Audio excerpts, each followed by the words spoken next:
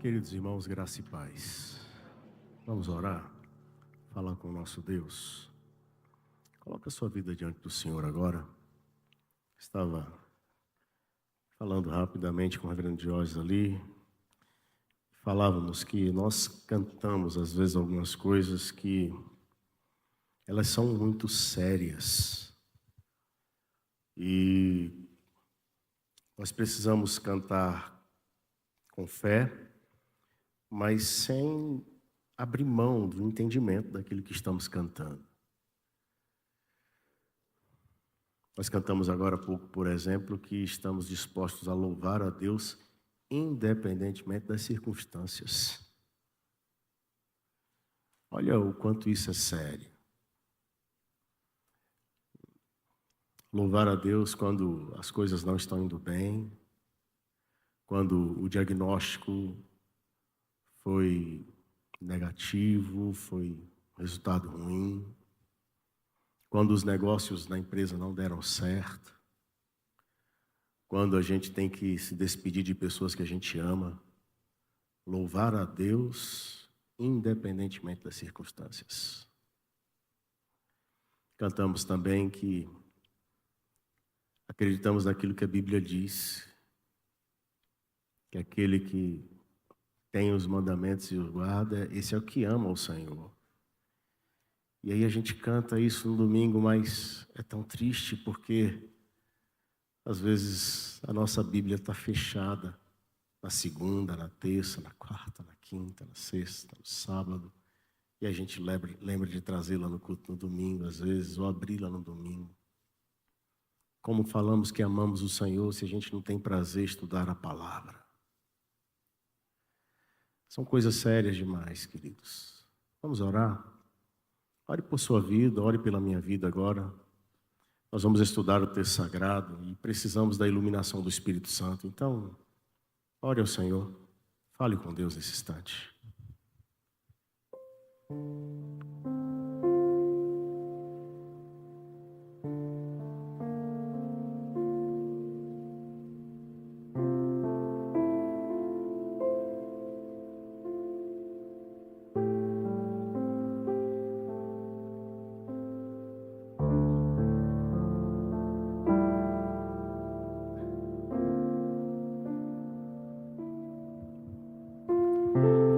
O Senhor conhece o nosso coração, Pai, e nós não conseguimos nos esconder dos Teus olhos.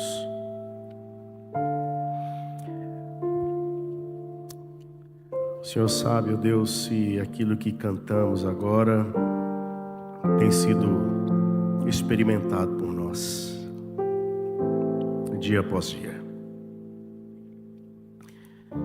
Pai querido, nós precisamos do Senhor. Vamos estudar a Tua Palavra agora e declaramos, ó Pai, que precisamos muito, mas muito mesmo, da intervenção da Tua graça.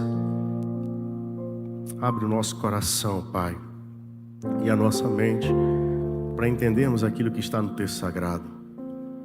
Alimenta-nos, Senhor, por favor, em nome de Jesus, e que saiamos daqui hoje renovados pela Tua doce presença. Essa é a nossa oração, Pai, na dependência do Senhor, em nome de Jesus. Amém. Amém. Abra sua Bíblia no livro de Apocalipse, capítulo 22. Apocalipse, capítulo de número 22. Nós estudaremos os versos 12 a 17 de Apocalipse, capítulo 22. Estamos encerrando hoje, meus queridos irmãos, uma série de mensagens intitulada Maranata, o Senhor vem. Então, ao longo do mês de abril, nós estudamos a respeito deste assunto. Nós falamos sobre a segunda vinda de Jesus e falamos sobre as implicações da segunda vinda para a nossa vida. Como nós, como igreja que estamos aqui neste mundo, devemos viver aguardando o retorno do Senhor Jesus. Então, ao longo do mês, as passagens estudadas falaram sobre isso. O verso que nós recomendamos que a igreja memorizasse ao longo do mês está aqui no capítulo 22, que é o verso 20, que está escrito assim: aquele que dá testemunho destas coisas, diz: certamente venho sem demora. Amém. Vem, Senhor Jesus. E essa é a nossa expectativa, de que o Senhor Jesus de fato está voltando para buscar o seu povo, voltando para buscar a sua igreja. Nós estamos no capítulo 22 do livro de Apocalipse, mais especificamente nos versos 12 ao verso 17, que nós voltaremos a nossa atenção para o estudo. O que é que você precisa lembrar antes de fazermos a leitura do texto sagrado? Você precisa lembrar que o livro de Apocalipse foi dado para gerar conforto, consolo, esperança à igreja do Senhor Jesus, que estava sofrendo no final do primeiro século. Então, os nossos irmãos, eles estavam sendo perseguidos. Uma prova dessa perseguição é o que acontece com João, porque ele está na ilha de Pátimos por causa do testemunho da palavra e por causa do testemunho de Jesus. O chamado do Senhor para a igreja é: sejam fiéis até a morte, e eu darei a vocês a coroa da vida. Por que essa fidelidade era necessária? Porque o diabo estava para lançar alguns dos nossos irmãos em prisão, e eles teriam tribulação de 10 dias, mas eles deveriam permanecer fiéis, sem temer, e sendo fiéis, receberiam a recompensa. Aquilo que era real lá é real ainda hoje, porque ainda hoje a igreja do Senhor Jesus sofre com perseguição. Aqui na nossa igreja, há 2 domingos atrás, nós recebemos um pastor de um país de igreja perseguida, e ele esteve aqui no nosso meio e ele narrou algumas coisas que acontecem no país dele. Mais de 90% da população do país dele é budista, e eles são radicais. E lá no país dele, em uma aldeia, se eles estiverem cultuando a Deus em uma casa, aquela família que está cultuando a Deus naquela casa, ela pode ser apedrejada, a casa apedrejada, e depois eles colocam fogo na casa. Há 15 dias atrás, esse pastor estava aqui na nossa igreja, pregando aqui na nossa igreja, e ele falou a respeito disso. Infelizmente eu não posso falar o nome do país e de onde ele é, por conta da transmissão, e nós somos impedidos de fazer isso. Mas ele estava aqui, é uma realidade da igreja que tem sofrido no mundo por conta de perseguições. E a mensagem de esperança e de consolo para aquela época é válida ainda hoje. E o Senhor da igreja estava dizendo para aqueles irmãos o seguinte: olha, permaneçam firmes, sabendo que eles vão pelejar contra o Cordeiro, mas o Cordeiro os vencerá, e vencerão também os chamados, eleitos e fiéis que se acham com o Cordeiro. Apocalipse capítulo 17, verso 14, é o que está escrito lá. O livro de Apocalipse, então, ele fala sobre eventos que vão acontecer ao longo da história. E agora nós estamos no capítulo 22, e quando a gente chega no capítulo 22, nós já fomos informados pelos capítulos anteriores que a segunda vinda de Cristo já aconteceu, que Satanás já foi derrotado, que o grande trono branco do juízo final já foi estabelecido e o juízo já foi executado, que a nova criação do novos céus e da nova terra também já aconteceu no capítulo de número 21, do verso 1 a 8. A nova Jerusalém já foi descrita no capítulo 21, dos versos 9 ao capítulo 22, verso 5. E aí a gente chega, então, na parte que estamos estudando, e ela é a conclusão do livro. Então nós estamos na conclusão do livro de Apocalipse. E nós podemos dizer que os versos que nós vamos estudar, eles vão reforçar a realidade da segunda vinda, que essa segunda vinda é de fato iminente e vai reforçar um convite para a salvação. É isso que nós vamos encontrar então nos versos que estudaremos a partir de agora. Eu farei a leitura do verso 12 até o verso 17, peço que você acompanhe. Diz o texto sagrado: e eis que venho sem demora, e comigo está o galardão que tenho para retribuir a cada um segundo as suas obras. Eu sou o Alfa e o Ômega, o primeiro e o último, o princípio e o fim. Bem-aventurados aqueles que lavam as suas vestiduras no sangue do Cordeiro, para que lhes assista o direito à árvore da vida e entrem na cidade pelas portas.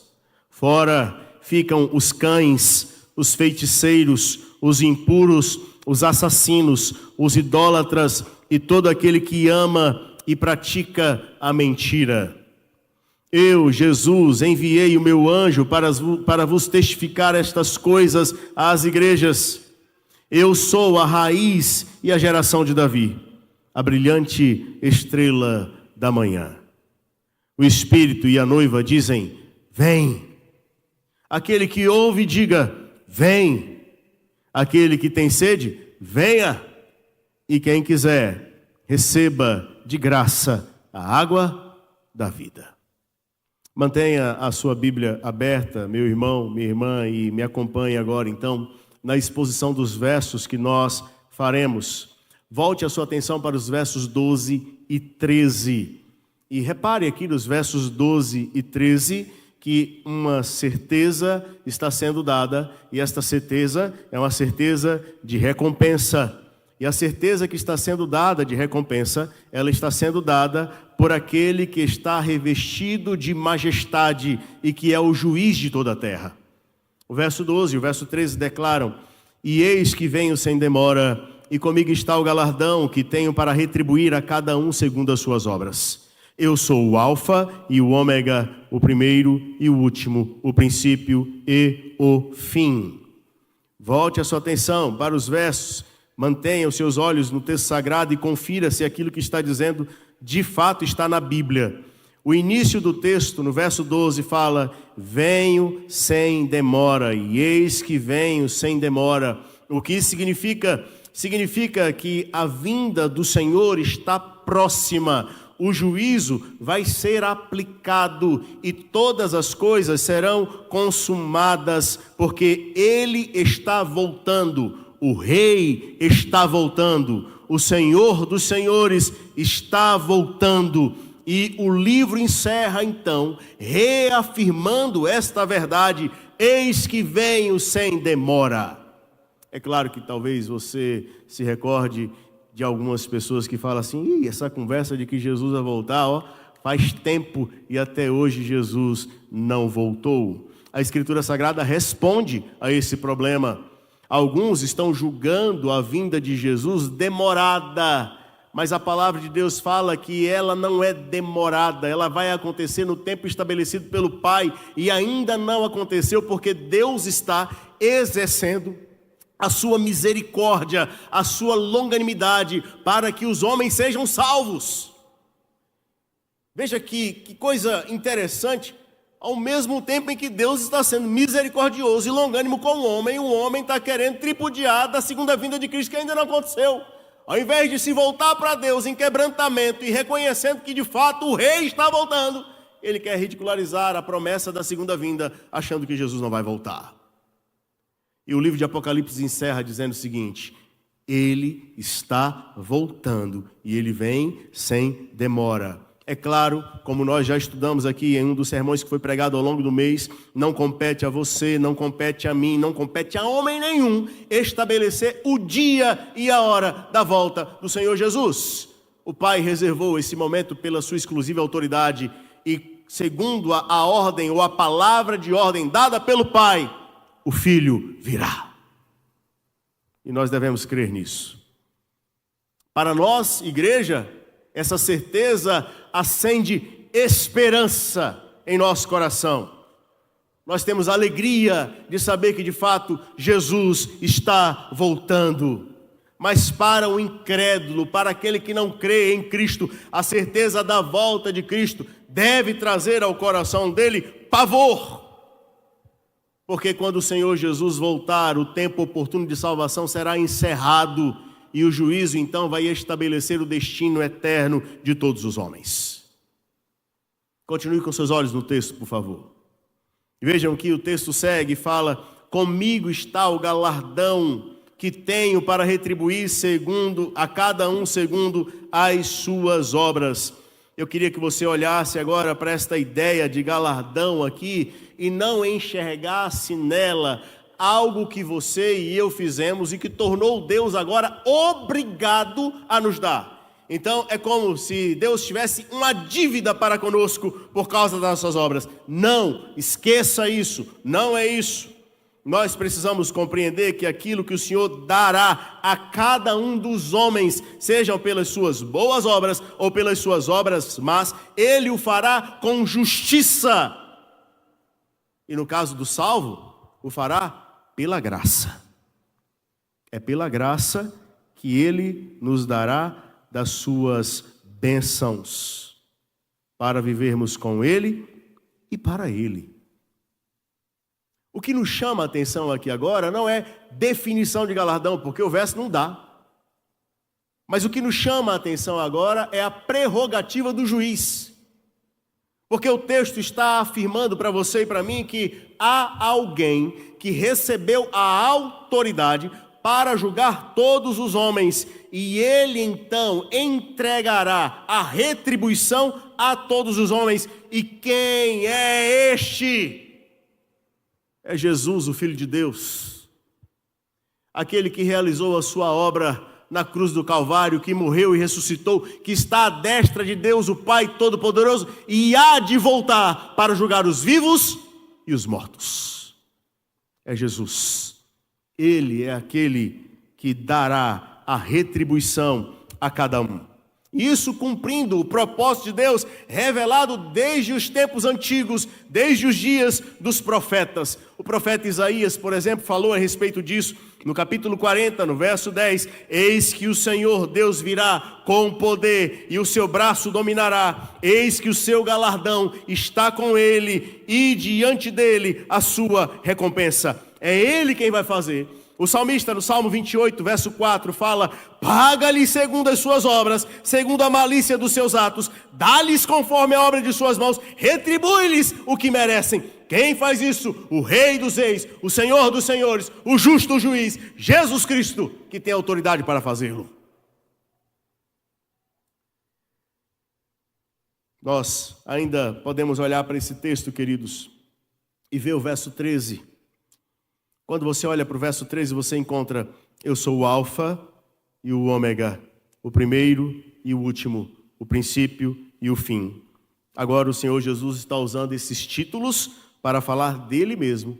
E ao falar dele mesmo, por meio desses títulos, o Senhor Jesus está se colocando em pé de igualdade, se equiparando ao Pai. Por que, pastor, que ele está fazendo isso? Ou como que você pode falar com tanta certeza que ele está fazendo isso? Porque no próprio livro de Apocalipse, no capítulo 1, versículo 8, lá vai falar sobre o Senhor Deus por meio destes títulos. Mas agora, aqui no capítulo 22, o Senhor Jesus aplica esses títulos à sua própria pessoa, para dizer o seguinte: eu e o Pai somos um. E aquilo que vai ser feito na certeza da recompensa, na majestade desse juiz, o fará debaixo da autoridade do Pai, em consonância com a obra do Pai, porque eu e o Pai somos um. Então o Senhor está encerrando isso aqui, deixando essa mensagem. Agora, avance para os versos 14 e 15. E olhe para esses dois versos, porque nesses dois versos, o caráter da igreja está sendo revelado e uma linha divisória, uma linha de separação está sendo estabelecida. Bem-aventurados aqueles que lavam as suas vestiduras no sangue do Cordeiro, para que lhes assista o direito à árvore da vida e entrem na cidade pelas portas.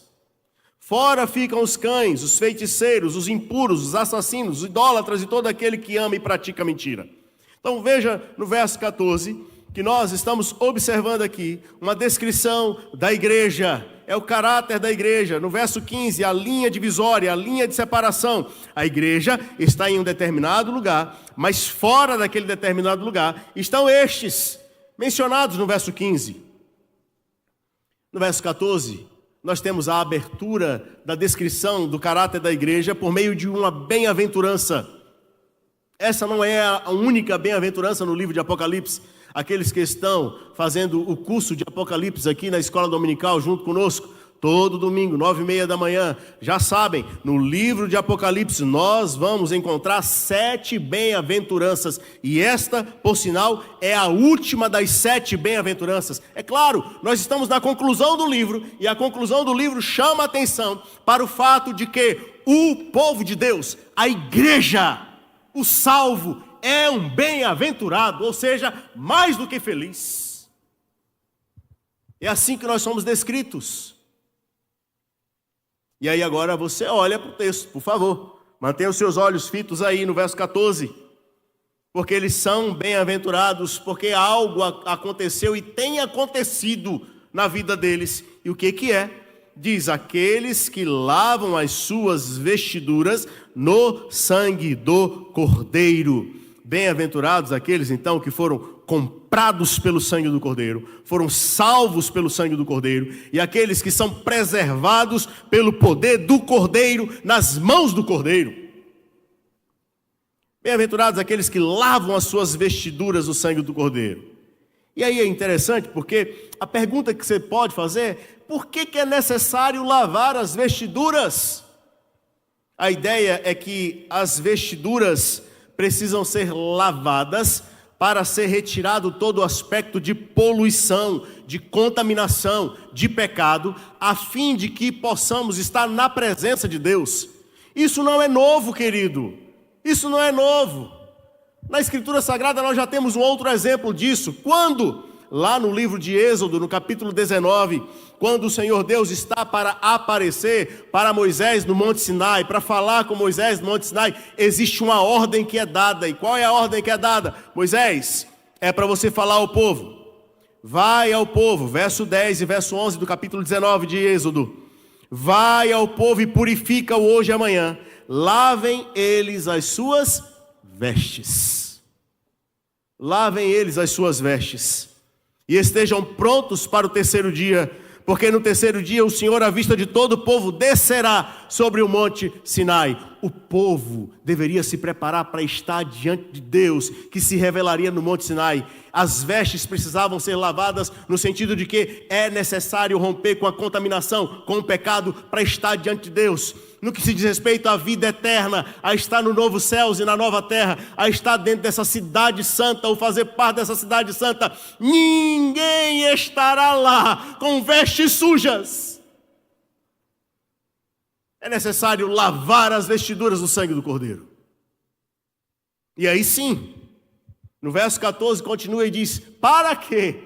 Lavar as vestiduras. Agora, para quê? Qual é a finalidade? Diz, para que lhes assista o direito à árvore da vida e entrem na cidade pelas portas. Para que lhes assista o direito à árvore da vida. Você se lembra de árvore da vida em outro momento na Escritura Sagrada? Certamente que sim. Você vai se lembrar da árvore da vida em um outro momento na Escritura Sagrada.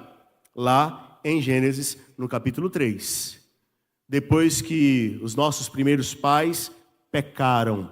No verso 24 de Gênesis diz assim, e expulso o homem, colocou querubins ao oriente do jardim do Éden e o refugiu de uma espada que se revolvia para guardar o caminho da árvore da vida, a fim de que o homem não tivesse acesso à árvore da vida no estado de pecado.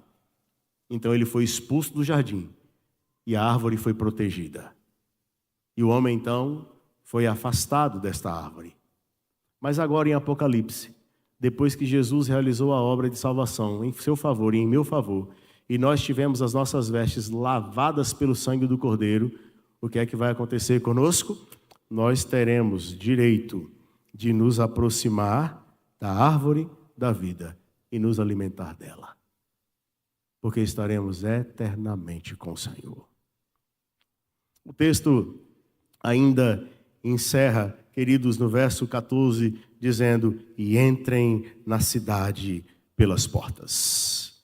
Agora nós estamos sendo retratados como aqueles que compõem a própria medida da cidade de Deus ou do povo de Deus, estando num lugar preparado pelo Senhor, onde Deus estende sobre a nossa vida a sua presença. E ali permaneceremos.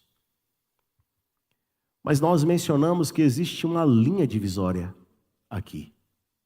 E onde está a linha divisória? Olha para o verso 15. O verso 15 vai falar dessa linha divisória. Diz assim: fora ficam os cães, os feiticeiros, os impuros, os assassinos, os idólatras e todo aquele que ama e pratica mentira. A pergunta que você deveria fazer aqui é: todo mundo tem direito à árvore da vida? Todo mundo vai entrar na cidade pelas portas? A resposta é não. Quem vai entrar pelas portas e quem tem direito à árvore da vida? Somente aqueles que tiveram as suas vestiduras lavadas pelo sangue do Cordeiro. Quem é o Cordeiro que tira o pecado do mundo? Jesus. Ou seja, somente aqueles que creram em Jesus é que entrarão. Quem não creu está de fora. E o de fora aqui não é um de fora assim, está lá de fora e está tudo bem. Não. Esse de fora aqui é melhor entendido se você associar o verso de número 12 do capítulo 22, o verso 15, melhor dizendo, do capítulo 22, ao verso de número 8 do capítulo 21. Dá uma olhada na sua Bíblia para o verso 8 do capítulo 21. Olha o que você vai encontrar lá. É a mesma coisa da linha divisória ou do aspecto de exclusão. Diz assim: quanto, porém, aos covardes, aos incrédulos, aos abomináveis, aos assassinos, aos impuros, aos feiticeiros, aos idólatras e a todos os mentirosos, a parte que lhes cabe será no lago que arde com fogo e enxofre. A saber o que, gente? Segunda morte. Então está de fora aqui é estar experimentando no lago de fogo da segunda morte. A lista é parecida, do verso 8 e do verso 12, a lista é muito parecida, a descrição é praticamente a mesma. E começa falando no verso 15 do capítulo 22, que fora ficarão os cães. E aqui você não precisa ficar com seu coração preocupado, você que é um amante de pet, e vocês que se dizem pais e mães de pet, haja paciência, mas existe. Você não precisa ficar preocupado com isso, porque a ideia aqui não é necessariamente o cachorrinho. A palavra cães aqui está sendo dada para falar de alguém desprezível, de alguém impuro, de alguém que não é aceitável. Então é uma referência a pessoas que não são bem-vindas, pessoas impuras ou desprezíveis. E vejam que essas pessoas impuras e desprezíveis, retratadas pelos cães, estão juntos com aqueles que são mencionados como feiticeiros, impuros, assassinos, idólatras e todo aquele que ama e pratica mentira. Eu estou lendo a Bíblia e ninguém pode me tirar o direito de ler a Bíblia. De fora ficarão os feiticeiros, os impuros, os assassinos, os idólatras e todo aquele que ama e pratica a mentira. Estou lendo a Bíblia em ato de culto.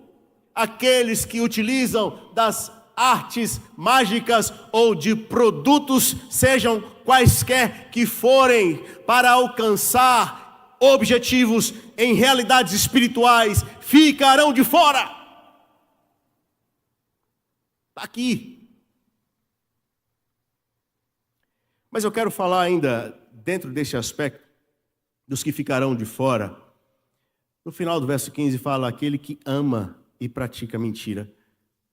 Geralmente quando a gente fala sobre isso, fala do que pratica mentira, mas aqui fala que ama. Se por um lado temos aqueles que amam os mandamentos e os guarda, por outro lado nós temos aquele que amam o que, gente? A mentira. Então, no verso de número 14, estarão na cidade, diante de Deus, aqueles que amaram a verdade.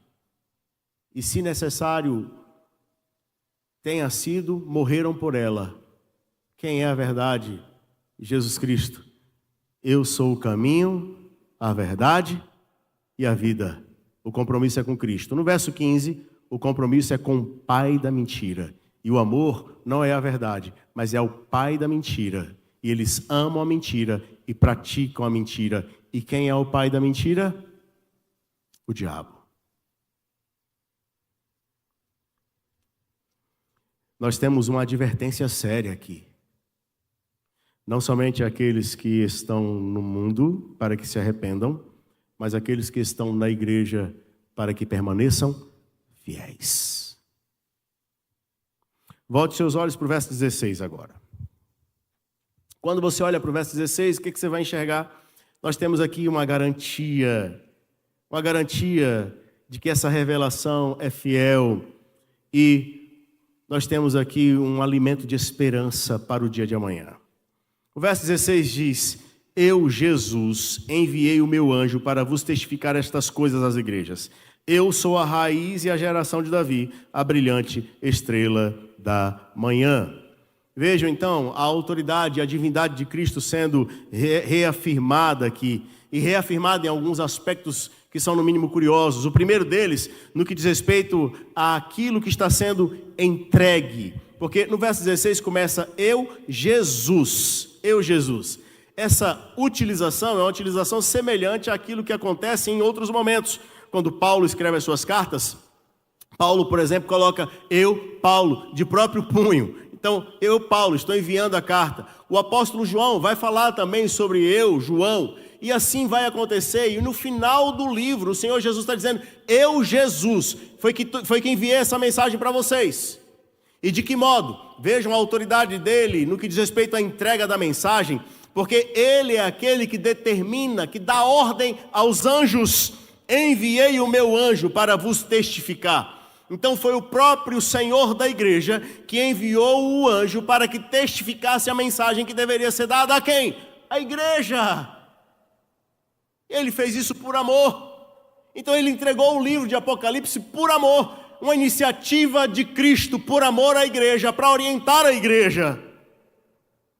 E a prova de que foi para a igreja está aqui também, basta você olhar no verso 16: testificar estas coisas às igrejas. Pastor, está às igrejas. Está às igrejas, porque lá no início do livro de Apocalipse, as cartas são enviadas às 7 igrejas, lembram disso?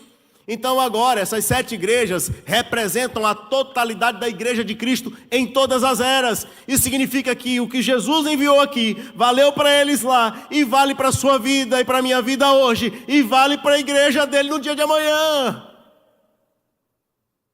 A mensagem enviada para as igrejas é exatamente isso que está sendo dito.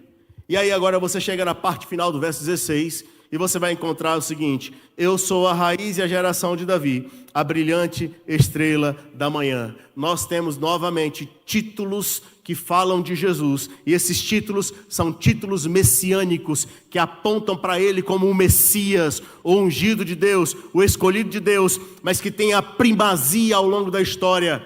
Olha que detalhe interessante. Veja na sua Bíblia no verso 16, porque vai dizer: eu sou. Então essa já é uma característica divina de apresentar-se. Mas segue, diz o texto, a raiz e a geração de Davi. Nós não temos aqui somente a raiz de Davi ou a geração de Davi, mas temos a raiz e a geração.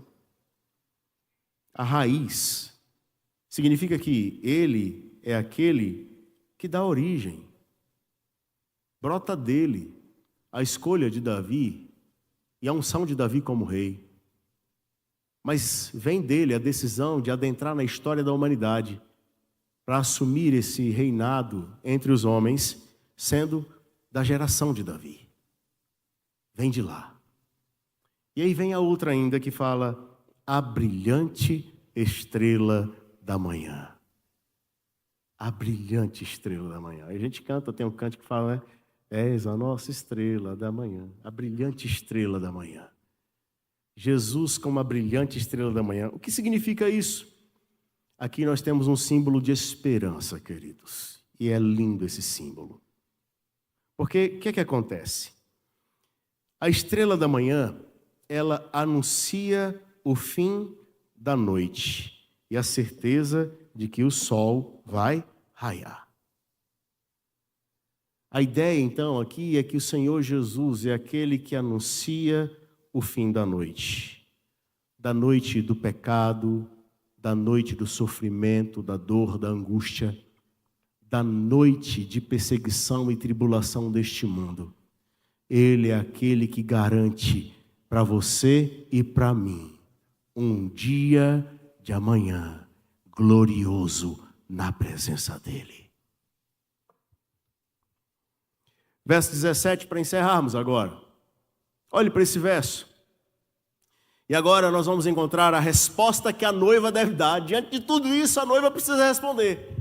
E de que modo a noiva tem que responder? Verso 17, por favor, eu convido você para fazermos a leitura a uma só voz. E leia bem forte comigo.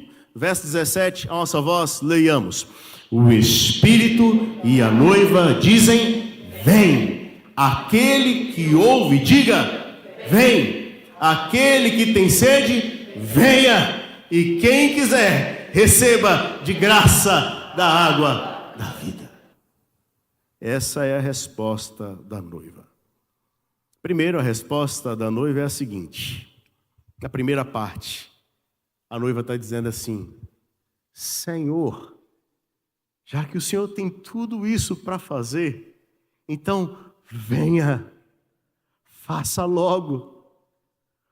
O nosso coração está sedento para que o Senhor cumpra todas essas coisas. Vem, vem, Senhor. E aí é interessante porque a noiva, ela não está falando isso sozinha, ela não brada isso sozinha, mas o Espírito e a noiva dizem, vem. Ora, tem que ser assim, por quê? Porque o Espírito habita na noiva. Você e eu como noiva de Cristo, nós somos templo e morada do Espírito Santo. E o Espírito Santo habitando na minha vida e na sua vida, faz com que nós, em um coro bonito, que soa como um som celestial, clamemos, vem Senhor, Maranata. É assim que devemos responder, ou seja, cumpra todos estes teus planos, ó Senhor. Nós queremos ver todas estas coisas sendo concretizadas na história. Vem! É assim. Mas tem um outro lado. E o outro lado agora é curioso no verso. Porque diz, aquele que tem sede, venha.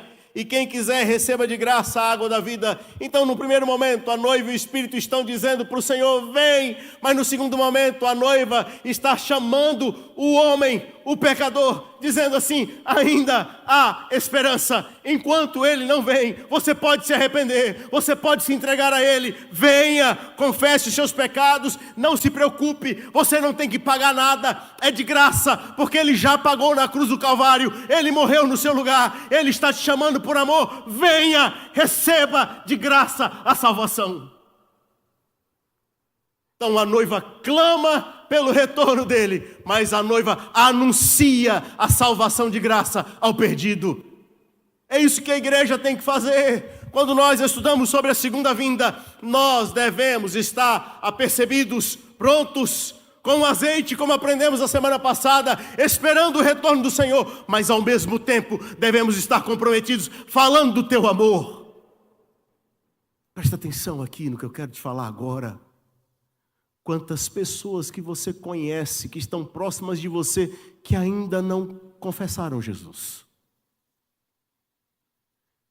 Enquanto o Senhor Jesus não veio, essas pessoas têm a oportunidade da salvação. Deixa eu falar uma coisa para você. Eu não sei até que dia as pessoas que eu amo estarão vivas e terão a oportunidade de conhecer Jesus. O tempo que eu tenho para falar do amor de Deus a elas e que a salvação é de graça é hoje, é agora. Então, meu irmão, minha irmã, não perca essa oportunidade. Nós não podemos ser insensíveis a tal ponto de vermos as pessoas que nós amamos trilhando a passos largos para o inferno e não falar a elas do amor de Deus. Nós precisamos chamar essas pessoas ao arrependimento, falando que o Senhor está pronto para salvá-las, para restaurá-las e colocar no coração delas a mesma esperança de vida eterna que nós temos. A esperança que admite que o Rei está voltando. A esperança que admite que um dia nós estaremos reunidos com Ele e viveremos com Ele para todo o sempre. É assim que devemos viver. Feche seus olhos. Vamos orar. Coloque a sua vida diante de Deus.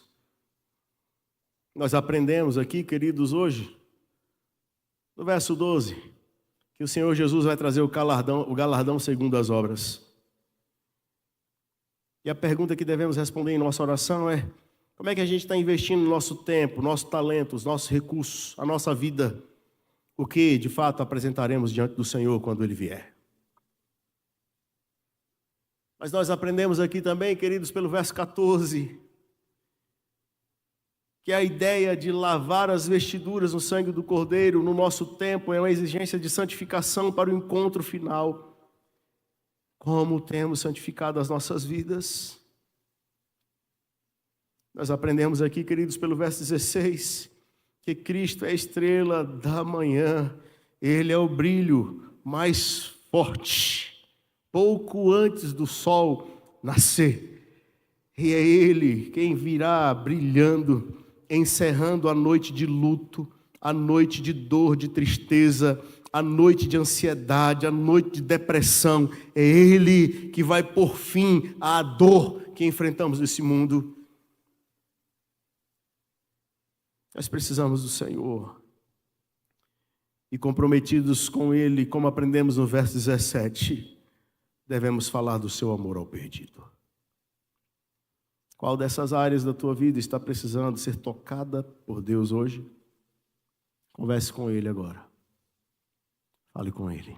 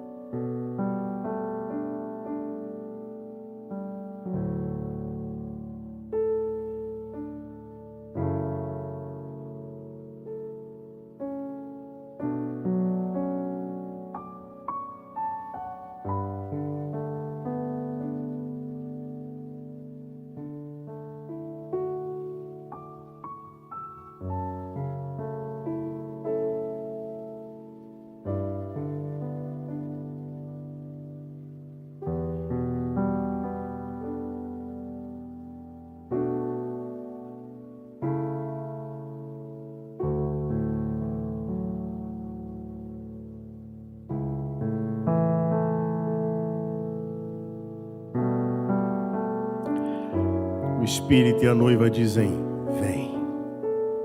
Aquele que ouve, diga, vem. Aquele que tem sede, venha. E quem quiser, receba de graça a água da vida. Se possível, coloque-se de pé. Recebamos a bênção. E agora, povo amado do Senhor, ide em paz. Que o amor de Deus, o eterno Pai, a graça maravilhosa do Cordeiro amado Jesus Cristo, aquele que vem para buscar a sua noiva, a comunhão e a consolação do Espírito Santo de Deus repouse sobre nós e sobre todo o seu povo espalhado pela face da terra, hoje e para todo sempre. Amém.